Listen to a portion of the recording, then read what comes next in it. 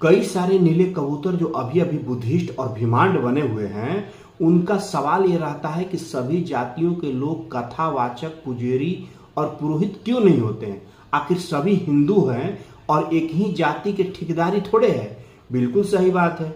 मेरे भी दिमाग में ऐसे ही कभी कभी सवाल आता है कि सभी हिंदू हैं तो सभी जातियों के लोग पुजारी, पुरोहित और कथावाचक बन सकते हैं।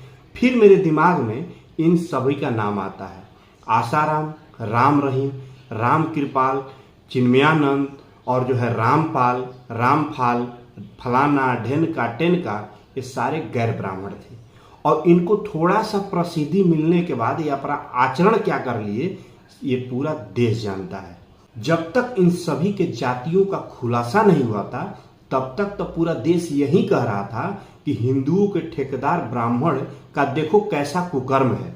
जब इनका जातियों का खुलासा हुआ तब आ गए कि हिंदू धर्म के ठेकेदार देखो कैसे होते हैं, क्योंकि हर हाल में बदनाम हमारा धर्म ही होता है। इसीलिए मैं कहता हूं कि जो भी जो है ब्राह्मण विरोधी समाज गैर ब्राह्मण संतों का समर्थित करके हमेशा अपराधियों का जन्म देता है। ऐसे अपराधियों को आप लोग देखे ही होंगे और सुने होंगे इनके बारे में। हमेशा जो है ये लोग चोला बदल कर तुम लोग बहुरूपिया तो बन जाओगे, लेकिन अपना संस्कार कहां से लाओगे? ब्राह्मणों वाला जो संस्कार है वो कहां से पैदा कर पाओ। और इसका मैं एक उदाहरण बताऊं ब्राह्मणों क्यों बनते हैं और ब्राह्मणों को ही कथावाचक, पुजेरी और जो है पुरोहित क्यों बनना चाहिए। इसका उदाहरण मैं दे रहा हूं कि एक संप्रदाय है रामानुज संप्रदाय, जिसको वैष्णव संप्रदाय भी कहते हैं, जिसमें सभी जो संत हैं वो ब्राह्मण ही हैं, गैर ब्राह्मण उसमें नहीं आता है। उसका पता है क्या खूबी है? उसमें बचपन से ही दीक्षा दी जाती है और वो सारे बचपन वाले जो संत होते वो सभी के सभी जो होते हैं वो बाल ब्रह्मचारी होते हैं। वो बालक से ही ब्रह्मचारी बन जाते हैं और आजीवन ब्रह्मचारी संत रहते हैं।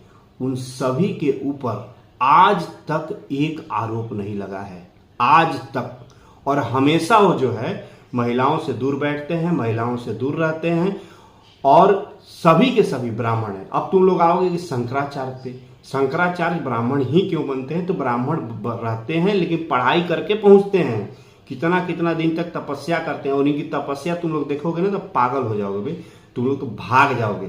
इनकी जो तपस्या होती है 24 घंटा तक एक जो है दीपक पे देखना होता है बैठकर साधना में, और आंख पलक झपकना नहीं चाहिए, नहीं तो फिर अगले साल आ जाओ वही तपस्या करने। 24 घंटे तक देखना है अपने आंख बिना झपकाए हुए। ब्राह्मणों पे उंगली उठाना बहुत छोटी चीज है, जब कर्म करने आओगे तब पता चलेगा। एक एक मंत्र का श्लोक जो है ना तपस्या करके प्राप्त होता है, ऐसे ही नहीं होता है। जब पढ़ोगे लिखोगे तब तो जानोगे ना।